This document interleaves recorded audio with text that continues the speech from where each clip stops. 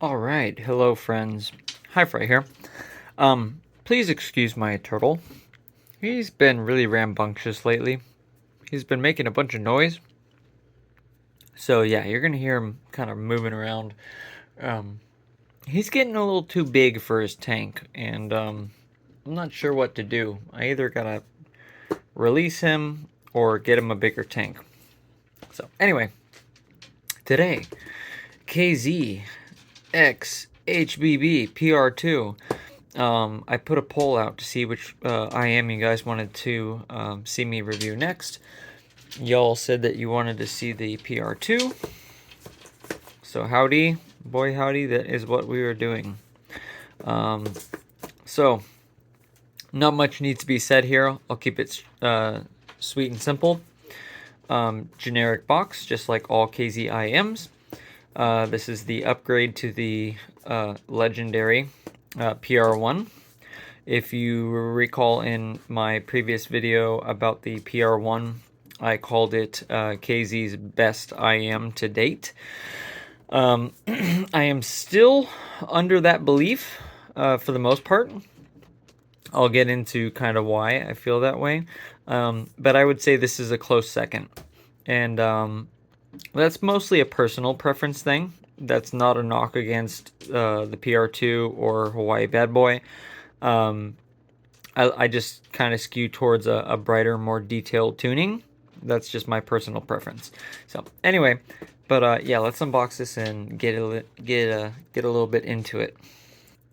All right, first, so yeah, frequency response is still the same. Nothing's really changed.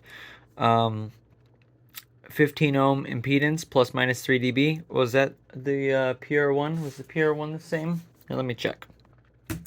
Well, shoot. I can't find the box for the PR1 Pro, but we can at least take a look at the PR1 Hi-Fi. So 16 ohms, and the PR2 says 15 ohms. Not sure. I don't think that there's any change to the diaphragm. Who knows? I don't know. It's literally one ohm difference, so it's probably just discrepancy. Maybe their measurements were kind of skewed, and I don't know. Who knows? Anyway, so yeah, so those are the deets. Same size driver. Pretty much everything's exactly the same, except for the tuning, and we'll kind of get into some of the tuning. I do not have the PR1 Pro with me. I gave it to my doctor. I gave him the PR1 Pro and the and one of my ES100s to try out, and he was like, "Oh, it's like I love this. I really want to buy it from you." And I was like, "Dude, I just wanted to like loan it to you so you can try it out, and you know, and then I was gonna give you something else when you're done."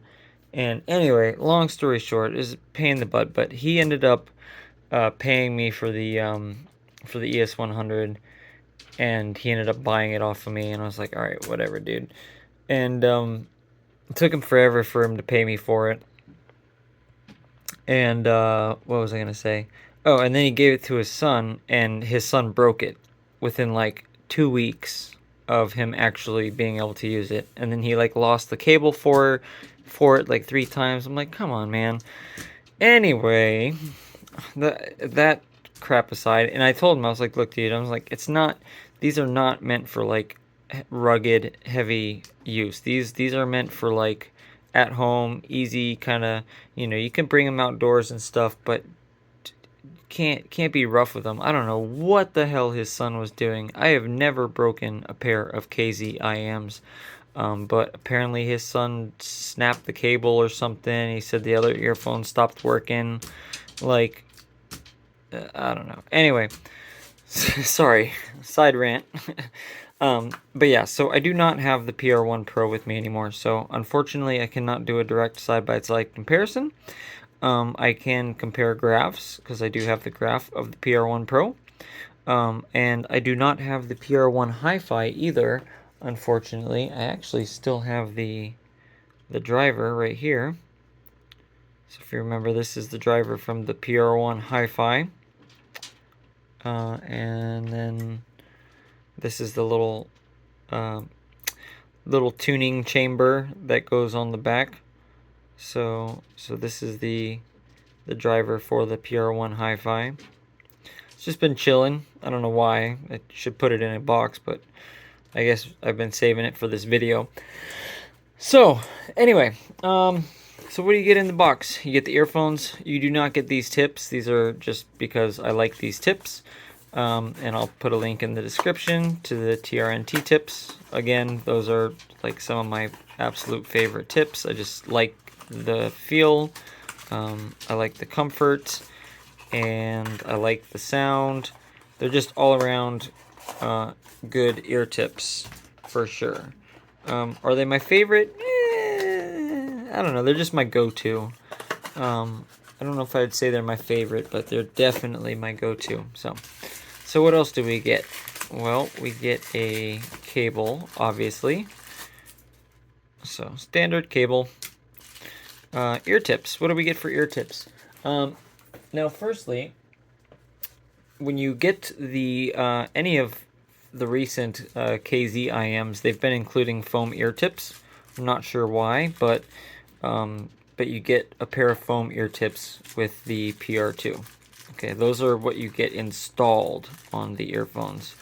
And then in addition to the single set of foam ear tips, you also get, I believe these are Starlines. Yes, these are Starlines. Alright, so you get 3 pairs of Starlines. Now, these are also some of my absolute favorite tips, but not in this configuration. There is such a thing called reversed Starline, and I'll try to put together a tutorial video. I've been having trouble reversing them. I used to have a little screw that I would use, and I can't find it. And like the last couple times that I tried to do it, it just was not working for me. And I tried using a couple other apparati, I don't know, and they did not work. So, or they were just pain in the butt, or like the silicone would rip. But I'll do a tutorial on how to reverse them, because reverse Starlines are the shit. And actually, give me 1 second. Okay, back again. So these are Starlines, and these are reversed Starlines, okay? So it's the same exact tip, but just inverted. And in fact, if I kind of take it and flip it out, you can see how it is. But anyway, this is a reversed Starline, and these are seriously some of my favorite tips. The only thing I do not like about these tips are the fact that after you reverse them, it's the polished shiny side. It's not the grippy side that contacts the nozzles. So if you have any kind of sweat or oils, like skin oils on your IM, you'll have trouble attaching the ear tip. So, but for bigger nozzles, they work just fine. This is kind of how they look. But yeah, for anybody that's not familiar with reverse Starlines, they are cheap and easy because you get Starlines in the box. But they are seriously some of the best ear tips I've ever used. So anyway, other side rant over. But yeah, so you get a pair of foams, you get 6 of the Starlines, and you get your generic cable, all for like $40. I've seen these as low as like 32 or like 36 bucks, which is just absolutely insane for a set of planar IMs. I know this review is a long time in the making and is relatively late. These have been out for a while. Everybody's reviews and all the drama and stuff has already come and gone.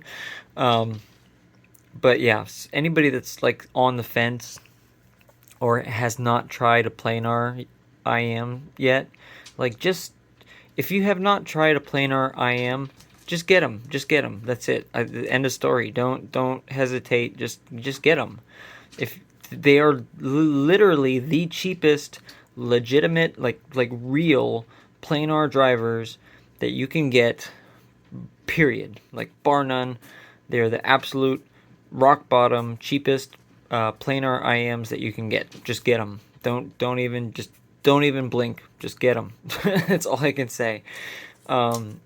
Because I'm a firm believer in trying different technologies. You know, you got your dynamic driver IMs, you have your planar magnetic IMs, you have, you know, your hybrid IMs, you have IMs with electrostatics in them, you know, all kinds of stuff. You have pure, like pure BA IMs, you know.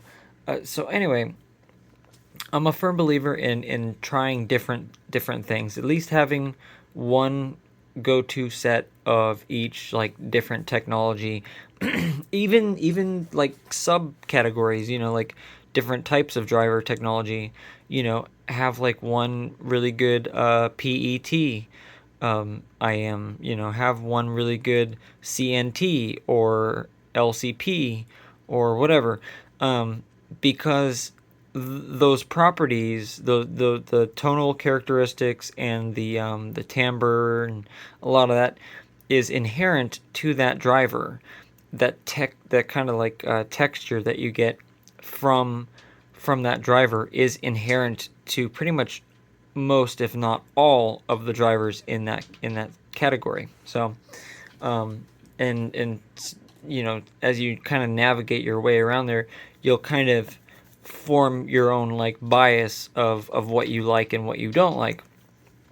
And so anyway, so that being said, you know, once you experience the technology, you can be like, oh yeah, I liked LCP, or I liked CNT, or I liked, you know, planar, or I liked, you know, whatever, EST, or, you know, that kind of thing. And you can kind of, you know, get hints or whatever of their quirks and stuff. And then when it comes to future releases that were, like, say, more refined or a mix of technologies, you can kind of put it together in your head of kind of what it's going to sound like, because you're familiar with the characteristics of those drivers. So anyway, but it's not applicable to everything. Like, you're not going to listen to, you know, one driver and 100% be able to correlate it to others. But what I'm trying to say is that once you listen to a certain type of driver, there are characteristics that are inherent to pretty much all of those type of drivers. So once you've heard one LCP driver, you have a pretty good idea of what most of them are going to sound like. Some may be better than others. Like the one you may have is probably the worst out of the bunch, but it's still going to have those that texture of the LCP, the kind of driver breakup, or, you know, whatever the timbre is, you know, that kind of stuff. So anyway, or the dynamics, you know. Anyway, so KZ, this is what, their fourth iteration. So they had the PLA 13. They had the PR1 Hi-Fi, PR1 Pro, and the PR2. So 5. So this is essentially their latest iteration on their planar tech. Now, it is, from all accounts, from what they've told me, it's the same exact driver. There are no changes, like real changes to the driver.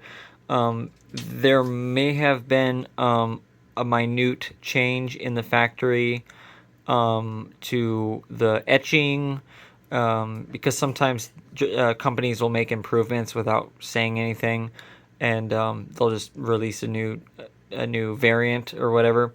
So there could be, you know, changes to that magnet layout, spacing. You know, there's just small benefit of life, or whatever you call quality of life changes. So sometimes companies will do that, but from what I know, KZ hasn't really done anything like that. This has really just been a change to the cavity, the shape of the cavity, the tuning material. So this is the first Now, I will say, so there was some drama surrounding this IM, and it all has to do with the dampening material. So the part of the tuning portion of this IM, or part of the tuning of this IM, has to do with this mesh that's over the driver itself. But KZ removed it and placed another dampener further down. Now, this has two effects. It's not the same as having the dampener material on the driver itself. It's actually more effective. See, it's less effective when you have a dampening material on the driver, but the portion that it affects is also different. The frequency is skewed, or the peaks or whatever. It its effective range has changed. So, for example, like, say, I don't know if this is correct or not. It could be backwards, but say having this dampener here attached to the driver affects like 14K, okay, 14 kilohertz. And as you go out towards the edge of the nozzle, its filtering ability goes down in frequency. Okay, it becomes more what do you call it? More effective, or more.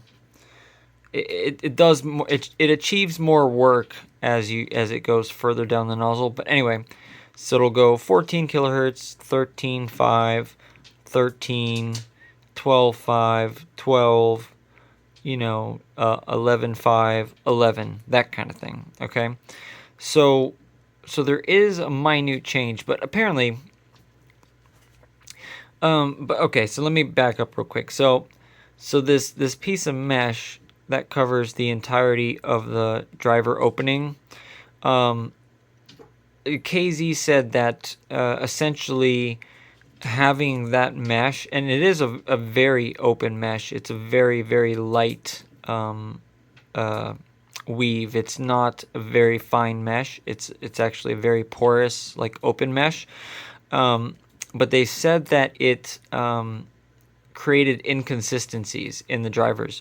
So essentially, having the mesh over it's like, sometimes, depending on how they cut it and how squarely it's placed over the driver, like, say it's kind of skewed, it may dampen more, or less, if the fibers are kind of pulled apart a little bit. Anyway, I believe them. I think that's 100% true. I think that the results were less uniform, and there were more tolerant or variances when they had this approach.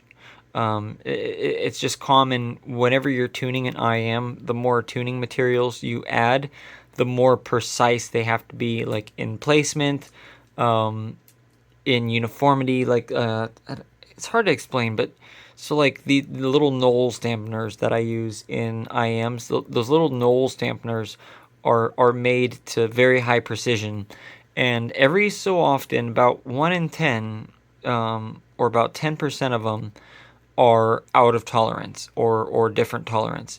And so you'll have a driver playing through that dampener, and it will sound different than if I take the same exact dampener, but just a different one, like same value, but just grab another one and change it out. It'll sound completely different.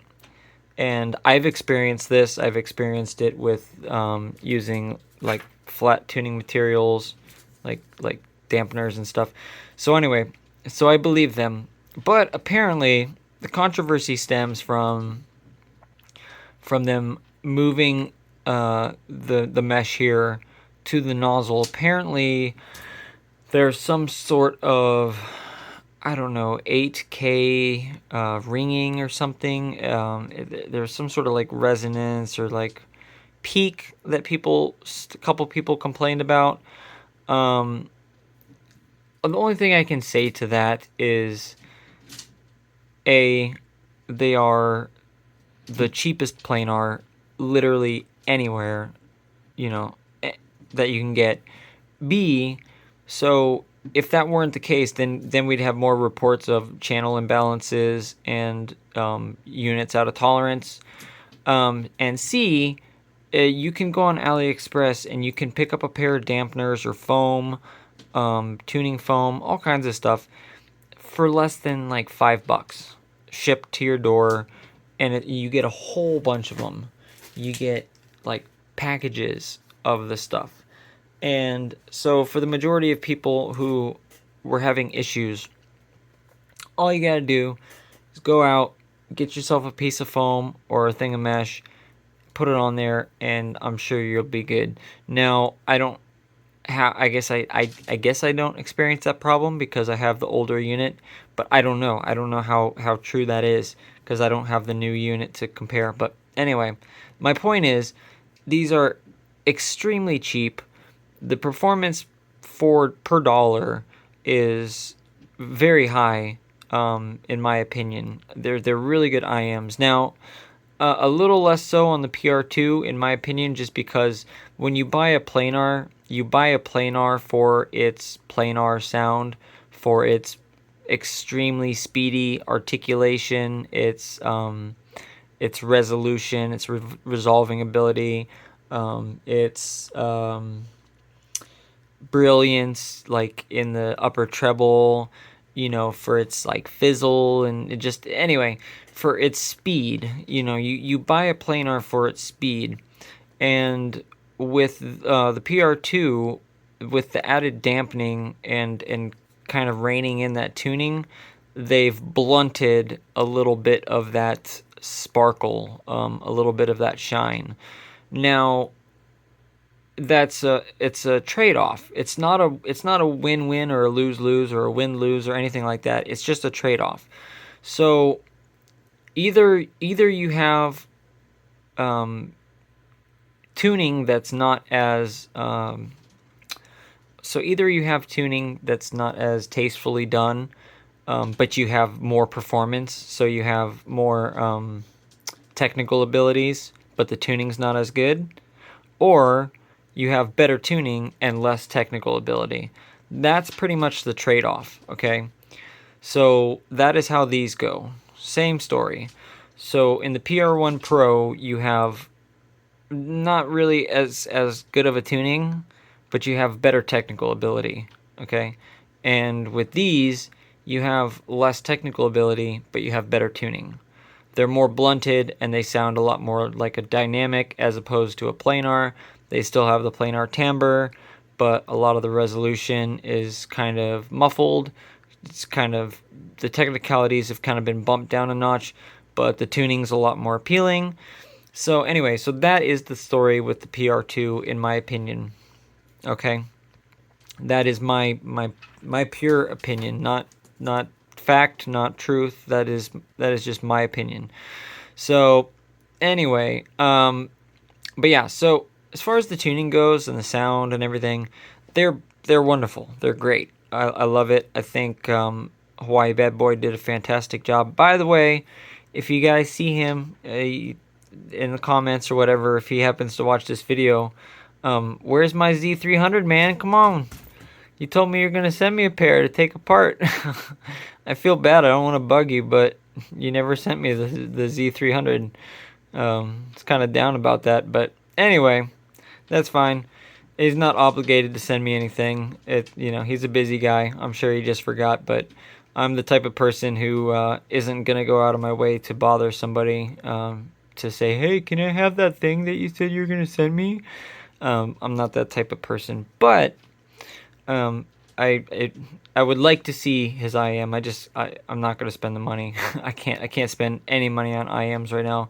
The amount of money that I can spend on IMs is so limited because of what I'm trying to do in my own career or life or whatever. Anyway, but back on track.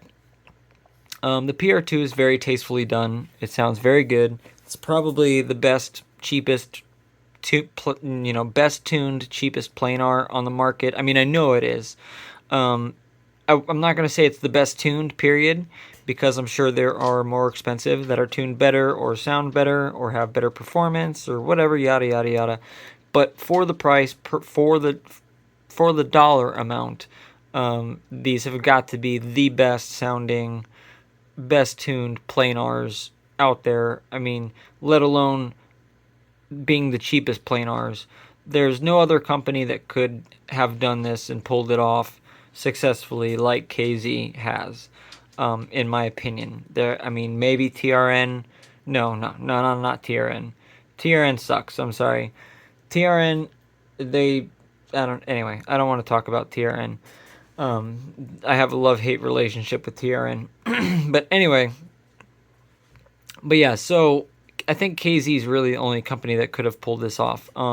First off, you have to manufacture these units in volume, in such a volume, like crazy volume, to get them down to the price that they did. I mean, if you recall, and they probably still are the same price. I don't know. Maybe they've come down a little bit, but the PR1 Pros were like $100. Like they started off like $80, and then they went up in price after the reviews came out, and they were like good. All Hi-Fi companies do that. It drives me nuts, but they'll raise the price if reception is good. It's stupid, but anyway. But yeah, but then these came out and they were like, yeah, well, $40. I was like, what? What? Are you kidding me? Like, that's like less than half the price. And it's the same. It's the same thing. You're getting the same shell, same driver, same tips, pretty much. I mean, but you're getting it for like less than half the price. Like, I feel betrayed. But then again, like I said, the technical performance of the PR1 Pro is unlike any other in its price range, I think. Well, I don't know. No, I'm going to take that back, because you have, IMs like Dioko, S12. S12 is a killer IM from all accounts. So yeah, so there is some stiff competition, but yeah, I mean, at the, what was it, like $70-$80 price at the time, there was nothing like it. I think that could have possibly touched them. Now, real quick, hold on, let me just clear my throat. All right, now, one thing I would like to say is planars take a long time to burn in, and they are very sensitive to temperature. Okay, because of the flat, planar nature, whatever. The diaphragm occupying one plane of space or whatever. Because of the shape of the diaphragm and the material that it's made out of, with temperature, it becomes stiffer or looser. Okay, so I have a couple tips for people. Is to try them when they're cold. Try them in a very cold or dry atmosphere, and try them in a warm, humid atmosphere, and you will see that they will sound different. I guarantee it. They'll sound different in a warm, humid environment or a cold, dry climate. And the reason why is because of the material itself shrinks and expands with temperature, and because it's completely flat and there's no dome or anything to act as like a relief. It changes tension, and as it changes tension, the timbre changes, all kinds of stuff changes. Okay, it goes through all kinds of rapid changes. So anyway, one thing you can do, I don't really recommend it because it's kind of dangerous, but you could put them out, like maybe in the sunlight for like 30 minutes. Or put them in kind of a warm, shady area, like put them outdoors, but leave them in the shade for like an hour, and just play low frequencies through them. So like, I mean, you could play white noise or whatever if you want, but play like, either white noise or bass frequencies, low tones, because the low tones are going to provide the most amount of pull. Okay. And anyway, you'll form a little less elasticity in the driver, and you'll loosen up the driver, and they'll burn in much faster. But that being said, these drivers do take a fair amount of burn-in, somewhere in the range of like 100 to 200 hours at moderate to loud volumes, to really get the most out of these drivers. They take a long time to burn in, and the burn in has to be at, I'm not going to say loud volumes, because one key problem with planar, because they're flat, and because the etching is directly on the membrane, they have a tendency to overheat. They will overheat and they will kind of melt. So actually don't put them in the sun. Ignore what I just said. Don't put them in the sun. But if you want to put them in a warm place, a warm climate, keep them outside in the shade and play some bass notes through them, that should be perfectly fine. Just make sure it's not anywhere over 120 degrees or 110 degrees, because you do not want any deformations in the diaphragm. As soon as you start getting ripples and deformations in the diaphragm, they're done. They're toast. They're broken. You can't use them anymore. So you have to be very, very careful whenever you introduce heat to the IMs themselves. But it will speed up the burn-in process, especially if you play bass notes with them and you have them in a pretty warm environment, at least, I don't know, 110, maybe 120 degrees, but no more than that. You don't want to go any further than that. That's like the absolute hottest. Maybe 110 would be the limit. Fahrenheit, of course, not Celsius. Definitely not Celsius. But anyway, but yeah, that being said, these have quite a few hours on them. They have definitely been out in the sun. They've had a little bit of heat. I still don't think they're fully burnt in yet, but yeah, so I haven't listened to these in about a month, I'm gonna say. And I've been listening to nonstop, pretty much just my IMs that I've been making. So I'm going to pause real quick. I'm going to give them a listen, and we'll talk about sound impressions. All right. So today's listening track is going to be Trendsetter by Black Coast featuring M. Maggie, and it is going to be played through my Qtelix 5K today. What is it? S3 Pro or M3 Pro? Anyway, it's not going to be played through my dongle. It's going to be through the Q5K today. So I will be right back. Give me just one moment.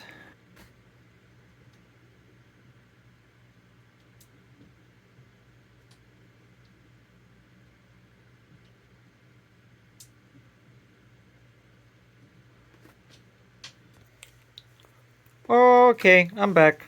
Yeah, that was a very, very pleasurable listening. All right, so I have a few thoughts. Okay, so first, let me just put it out there. For $40, like I said, I'm gonna say it again. I'm not gonna change my tune at all. Just get them. Just fucking get them. If you have not tried a planar, just do it. Don't just shut up and do it. Don't hesitate. For $40, if you've never heard a planar in your life, you're missing out. Okay, that's all I'm gonna say. Just get them. All right. Now, if you've heard a planar, you already own some planars,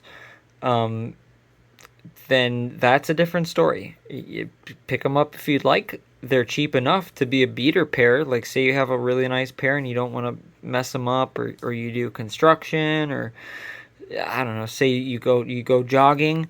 Which would you rather mess up? Your $40 pair or your $200 pair or your $110 pair? Okay? So, anyway, I'll leave that up to you guys. But for my sound impressions, they're not perfect. There are a few things that bother me, especially compared to the PR1 Pro. Now, I can't make a full comparison because I don't have the PR1 Pro here with me, but from what I remember, there's definitely a little bit of a discrepancy between the PR1 Pro and the PR2.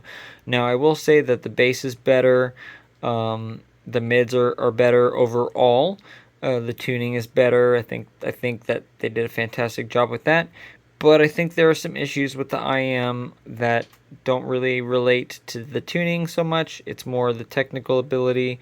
First off, The stage has decent depth. It has very good layering. The depth is okay. It's not the best. It could be better. I mean, but for $40, okay. So I'm nitpicking. I'm really, really nitpicking here. So for $40, let me restate this. So for $40, the layering is out of this world, like stellar, out of this world. The depth is as good as it's gonna get for $40, pretty much. I mean, I have yet to hear an IM for $40 that has better depth and layering than this does. Um, the the width is okay. It's decent for $40. I think I've heard wider IMs. Um, it's okay. It gets a little flat sometimes, like out at the edges. I don't know. It's got an interesting like elongated stage. It's kind of hard to explain, but there's like more depth as you get towards the center, but then it kind of comes in as things kind of pan out a little bit. Um, the what was I going to say? Oh, the big detractor, the one thing that bothered me is so once you get to about there's a couple like resonance peaks, like strange resonance peaks, and one of them is around like 6K. No, probably lower than that, like 4K. I want to say maybe 3.5, 4K, somewhere around there. There's a little bit of a resonant peak, and it gets a little bit harsh. I don't know how to explain it. It's just a little aggressive, a little grating. It's just a little fatiguing. But that mostly occurs at louder volumes. At lower volumes, it's not as noticeable and it's not as big of an issue. Anything over like 80 dB or 85 dB, it might start becoming an issue. The main thing that bothered me was the upper, I'm sorry, not upper mids, lower treble area. That lower treble area has some sibilance going on. It's got some of that, I don't want to say plastic timbre, but it's got some of that tacky, kind of scratchy sounding planar timbre. Most of it is masked, I think, by the amount of dampening that they're using, and how these are being tuned. But there's definitely some timbre there that because of the way they're tuning it, it has it seems a little more aggressive. It's not louder. It's more fatiguing or more grating. I don't know how to explain it, but there's a little bit of that. Otherwise, bass quality is great. Sounds great. Everything up into the lower mids to like 3K sounds beautiful. Maybe 4K sounds great. It's once you get past that like 3 or 4K that it starts getting a little weird. You start getting like these resonant peaks and stuff, and you can hear it. But anyway, female vocals sound great. Male vocals sound great. Instrumentation sounds super clear, and like there was like kind of piano and like music box notes, or these I forget. It's like a plucked instrument. It's like made out of a gourd, and it's got these metal tongs on it that plays in that song, and it just sounded very holographic, very like 3D, and very lifelike. So there's lots of good things to be had about this IM. Like I said, the mids sound good for the most part. They sound lush. They sound natural. The timbre is a bit thin and kind of squished. There's not a lot of like meat behind it. I think that's one of the reasons why Hawaii Bad Boy boosted the bass, not only to suit his preference, but also to give the IM more body. The thing with the PR1 Pro is it has even less body to it, less bass, but it's super highly resolving. It's just like a laser beam, shooting into your eardrums. This, on the other hand, is more like it's more subdued, it's more subtle, and it's got a little more meat behind it. The PR1 Pro is very kind of like flaccid, a lot of highs, and the bass and the mids were just not very kind of cold. It definitely skewed towards the cold side of tuning, and these are kind of reoriented, a little bit biased towards warm. I'd say they're just shy of neutral and just ever so slightly on the side of being warm. Um, but yeah, that bass definitely fills in everything nicely. It gives a little bit of body behind the music, and because of the speed of it, it sounds really good. But there, you can tell the dynamics are kind of squashed. They're just kind of flat, like one note kind of thing. I don't know how to explain it, but it's not punchy. Like you don't feel it. Like certain IMs, especially like with dynamics and stuff. Some of these aren't a good example because these use a CNT driver and it's dumb. The best one I've heard is this right here, this PET driver, and this not DLC. What is this? Graphene. So this is the driver from the MIM Dark Magician. This is a graphene coated driver. And this is a driver, I'm not going to say what it's from because I don't know, but this was an experimental driver that I've been using, and I absolutely love it. But this is, from what I know, just straight PET, and the dynamics of these are just like great. They're phenomenal. The timbre is super natural, super lifelike. Very warm and engaging and vibrant, and just like I said, super natural sounding. But anyway, but yeah, so the planar unfortunately is a little sterile, a little unnatural sounding. It, like I said, it lacks a little bit of dynamics and uh, impact, and oomph, and slam and slap and stuff. Your eardrums, you don't really feel the pressure waves. Like there aren't really pressure waves. Like it's kind of weird. I don't know how to explain it. I mean, you do get them, but it's not the same as a dynamic driver. The only real way to experience it would be to listen to the two, and you can hear the difference. But but anyway, that's the PR2 in a nutshell. Very well done. I think Hawaii Bad Boy did a good job. KZ definitely did a good job. I think that's pretty much the peak evolution of this planar IM. I don't know how it can get much better. Maybe I'll take a crack at trying to tune them. I don't think I can do a better job, but it would be fun to do it. I think the next evolution for KZ would be to make these, but using a metal shell, because it's hard to explain, but the plastic gives it more of a plasticky timbre. The metal gives it more of a sharper timbre when it comes to, or like a, yeah, I guess you could say sharper. I don't know the terminology. It's more direct. It's kind of hard to explain. It's very, very like not in your face.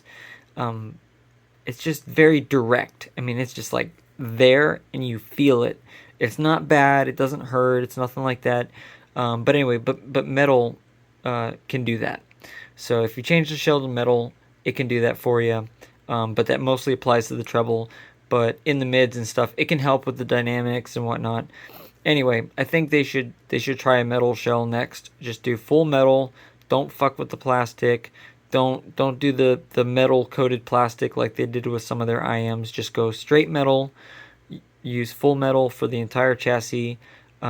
Maybe do a slight tweak on the tune. Maybe go full bass head if that's possible. And I think that would be probably the next evolution of the planar IM. If they could pull off something like a Fat Freak Maestro Mini or something like that with a planar, but with a metal shell, just have it be like super jumbo bass head, but like super clarity, like at the same time, that would be pretty cool. Is it possible? I don't know. Shit, I might play around with it and see if I can do it. But anyway, I'm going to pause real quick. I'm going to pull up the graph and I'll show you guys what the graph looks like. Technical difficulties. Be one moment. Okay, guys, finally. Again, excuse potato cam. This is how we're doing it. So orange line. Orange line is PR1 high or PR. Excuse me. Orange line is PR1 Pro. Okay. Blue line is PR2. All right. You'll notice that the bass isn't really that different between the two of them. Now that could just be because I aligned it at 500 hertz.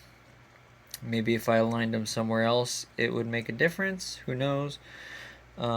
Maybe I should align them closer to like 300 hertz, and that would make more of a difference. But anyway, anywho, look at the difference of what's going on in the high end here. So the PR1 Pro just goes, oh, come on, you fucker, just goes off the map.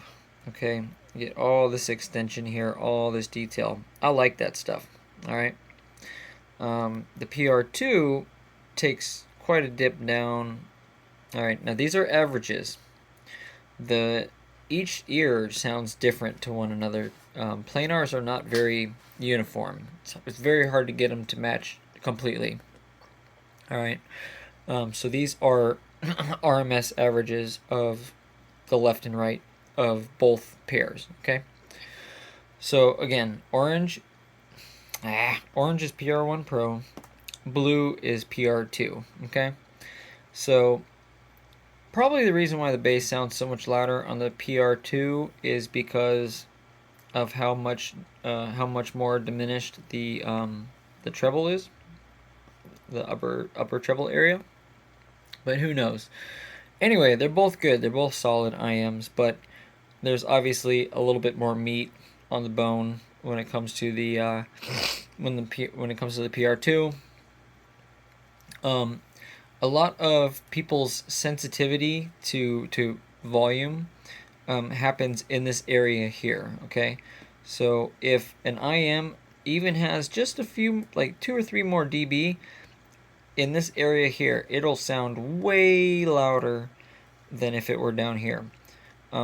So as you bring the volume down in this area here, the bass will appear to be louder because you can crank it louder. Your ears are very sensitive to this area. Now this is more in the vocal area.